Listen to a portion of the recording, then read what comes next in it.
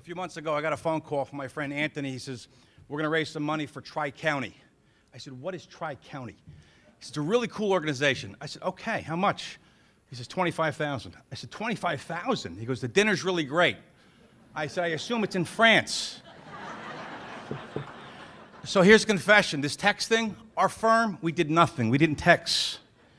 Tom Scriba and I are going to donate another $25,000 tonight. So we have 10 more scholarships going out. So Prudence, you find 10 more on that wait list, and you put them in the program. We're in. I have the honor to introduce Steve Plate. For those that don't know, that I serve in a volunteer capacity as the chair of the Port Authority. We oversee bridges and airports and really cool things.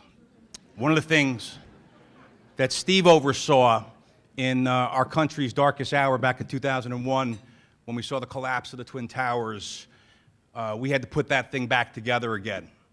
And our country was hurting, our region was hurting, we were broken, and we were going to come back. So the Port Authority at that time asked one individual, one person, to put back the symbol of our freedom, our America, our country, and they asked Steve Plate to oversee the rebuilding of World Trade Center.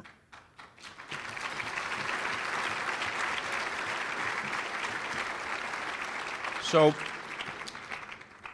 Steve is just an amazing human being. He's just an amazing father, from what I hear from his wife, his two sons. I'm actually his boss, which is kind of cool, and I will tell you, he is the most amazing professional we've ever seen. He is really representative of our country's finest. I toyed with not giving a speech, but I think I'd be remiss. But I want to make a few key points. I'm truly privileged to be a small part of something very, very special. And the chairman is very kind to try and acknowledge my efforts, but as I always tell people, unless you have someone who's willing to lead and fight through the challenges every day, you can't succeed. And my friendship with Kevin go back decades. In fact, we met close to 15, 20 years ago when I embarked on this project. And I looked at him and I said, you'll come here someday as chair, and he never forgot that. In fact, I forgot, and he reminded me. But he's a very special person. And you know, when a person, and my theme tonight is about, for you young people, about keeping your moral compass pointed true north. And Kevin exemplifies that. So this evening, first I'd like to sincerely thank the Board of Trustees, the teachers who I walked into each one of the classrooms the other day, the administrators, the team who pulled us together, for this tremendous effort that you did to pull this together. Mark and Sam, you are truly exemplary people and models to follow for all these children and for all of us.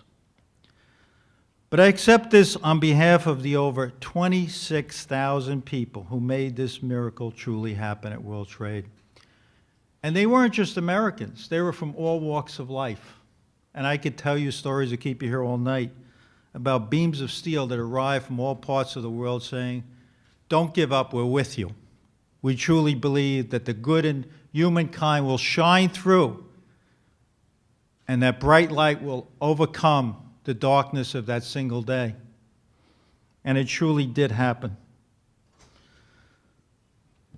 The thing that amazes me the most, when I look around the room, and this is for you young people, I graduated a class at Catholic high school, and when I talk about the people in my high school, average kids, you know, didn't know where we were going to be someday, just kept working hard and never giving up. Sonia Myers, my graduate of my class, and I could name a whole bunch of different people. Even the person who wrote Books for Dummies was in my graduating class. He's actually makes a lot more money than Sonia Meyer, but she's truly a public servant.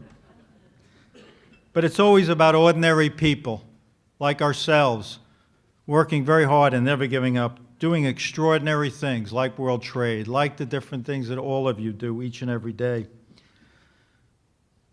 Being an engineer, coming from a construction worker background, and I could give you my story how my father only made $40 a week and my mother saved $5 to help put us through school, and my mother was going to go to college for free, and my grandfather said, no, you don't go, girls don't go to school, but my two boys are going to go. You'll never. My brother became a doctor, I became an engineer. Truly the world has changed. Thank God for that.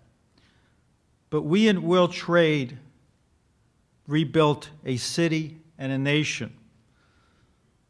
But you people this evening have rebuilt lives.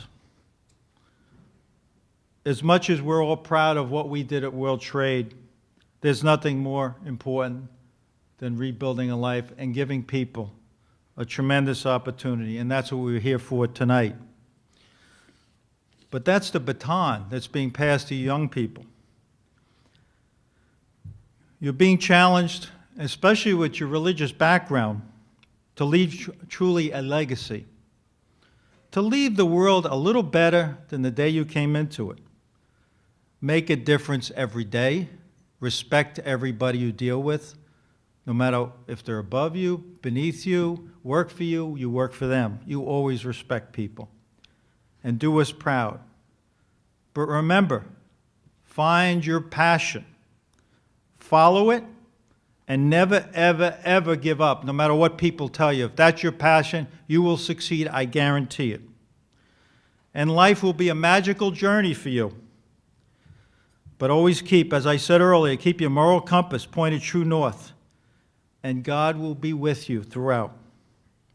And there were many a day, I must admit, at World Trade, I scratched my head, and many of my employees scratched their head and said, how are we going to go from this point to that point? And if you look at what we started with and where we end up, it truly is a miracle of God. Remember, He works through you. You are truly His instrument. And we truly will never leave you alone. We'll always be there for you, as your family will be. We'll always believe in you, and we'll truly support you in every way possible. Always remember, though, family first and God first.